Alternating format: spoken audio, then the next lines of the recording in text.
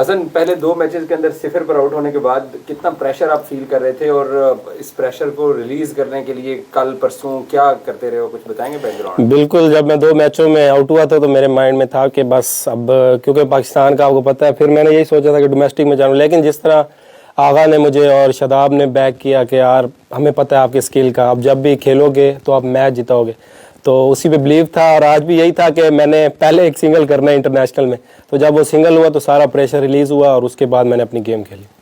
آغاز کے اندر ساز رہے نیوزی لینڈ کی کنڈیشن کے اندر نئے بولرز تنگ بھی کرتے ہیں, لیکن کالجن میں تھا جب تھوڑا پریشر ریلیز ہوا؟ بالکل, ہمارے مائنڈ میں صرف اٹیک ہے, جس طرح کے لوگ جس طرح کے دوسرے ملک کے کھیل رہے ہیں لوگ کرکٹ, تو ہمارے مائنڈ میں یہی ہے کہ ہم نے وہی کرکٹ کھیلنی ہے. بے شک فیل ہوں, کیونکہ ہم شروع میں فیل ہوں گے, لیکن مائنڈ میں یہی ہے کہ ہم فیئر لیس کرکٹ کھیلیں گے.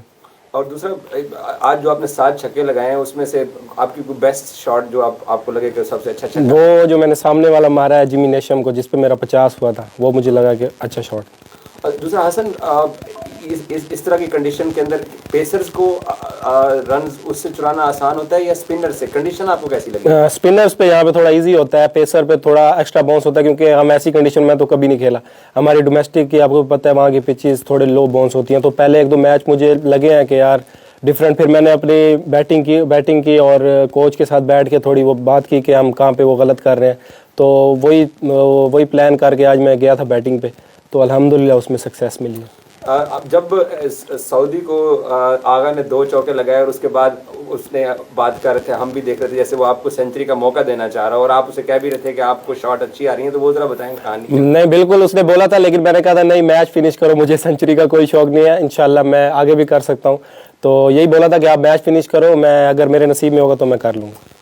دوسری چیز یہ ہے کہ آپ ماشاءاللہ انٹرنیشنل کرکٹ میں اپنا نام بنا چکے ہیں. اپنی بیک گراؤنڈ کے بارے میں بتائیں, اور اس جرنی میں, اور اسپیشلی جو پاکستان کرکٹ بورڈ کی مینجمنٹ نے, جو کرکٹ بورڈ نے, جو سلیکٹرز نے آپ کو بیک کر کے جو چانس دیا ہے, ادھر جرنی تو بتائیے. جرنی میری, میں بالکل مڈل کلاس فیملی سے ہوں اور لیا سے ہوں.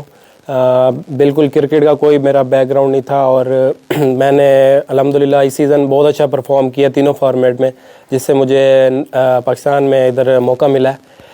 سلیکٹرز حسن چیمہ کی, مجھے جب میں 2 دفعہ آؤٹ ہوتا تھا تو وہ اس کی مجھے میسیج اور کال آتی تھی کہ یار مجھے پتہ ہے کہ تم پلیئر ہو اور تم کرو گے.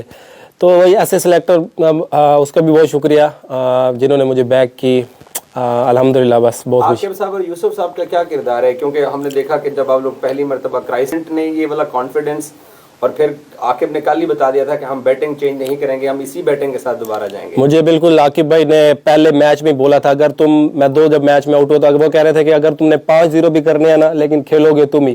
تو اس طرح کا جب آپ کو کانفیڈنس ملتا ہے تو آپ میرے خیال میں کچھ بھی کر سکتے ہو. آج کی سنچری کا ڈیڈیکیشن آپ کو کس کو دینا چاہیں گے؟ ایک تو آپ کو بہت بہت مبارک ہو, کیونکہ یہ پاکستان کی چیزیں, پاکستان پوری قوم کے دعائیں آپ سمجھتے ہیں, اور ٹیم ورک تھا, یا کیا آپ سمجھتے ہیں کہ صرف آپ کی پرفارمنس؟ نہیں بالکل ٹیم ورک تھا, ہم نے بہت محنت کی ہے ان 4-5 دنوں میں, جو غلطیاں ہم نے کی ہیں اس سے سیکھے بھی ہیں, اور یہ میں اپنا 100 اپنے والد صاحب کو ڈیڈیکیٹ کرتا ہوں. وہ میرے لیے بہت دعا کرتے ہیں, اللہ ان کو لمبی زندگی. Thank you. Thank you.